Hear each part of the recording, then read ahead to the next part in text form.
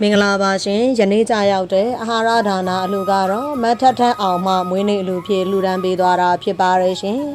အာဟာရစရိတ်နှစ်နက်စာအတွက်ကုန်ကြငွေ၄သိန်းကျပ်ကိုလှူဒန်းပေးသွားပါတယ်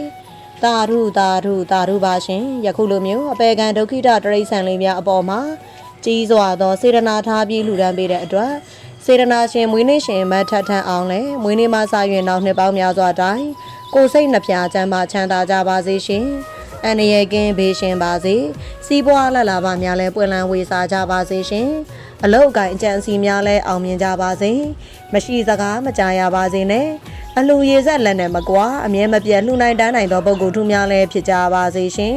ရရှိပြီးသောစည်းစိမ်ယရနာဥစ္စာအပေါင်းတို့သည်လည်းတည်တံ့၍ပြန့်ပွားတိုးတက်ပါစေသူတော်ကောင်းများလဲဆောင်ရှောက်ကြပါစေရှင်ယရနာရွှေငွေဥစ္စာပစ္စည်းများလဲဝင်လာမဆဲတသေးသေးဖြစ်ကြ၍အယပြည့်ငွေရှမ်းပြီးကောင်းမှုကုသိုလ်များကိုလည်းစင်ကဲပြုလုပ်နိုင်ကြပါစေ။ကောင်းသောဂုဏ်သတင်းများနဲ့မှွေပြန်ကြော်သောပါစေရှင်။ကတ်ကြီး၃ပါးပင်ရန်သူမျိုး၅ပါးပင်နှင့်တကွာအတိုက်အခိုက်အနှောက်အယှက်အမျိုးမျိုးသောဘေးရန်များနဲ့ဥပစ္စေတကကံများမှလည်းကင်းဝေးပါစေလို့ကျမတို့ရွှေရောင်နှလုံးသားမိသားစုမှဆုမွန်ကောင်းတောင်းပေးလိုက်ပါတယ်ရှင်။အခုဆိုရင်တော့ channel ကဂီလာနာခွေးကလေးကြောင်ကလေးများရဲ့ထမင်းစားချိန်ပဲဖြစ်ပါတယ်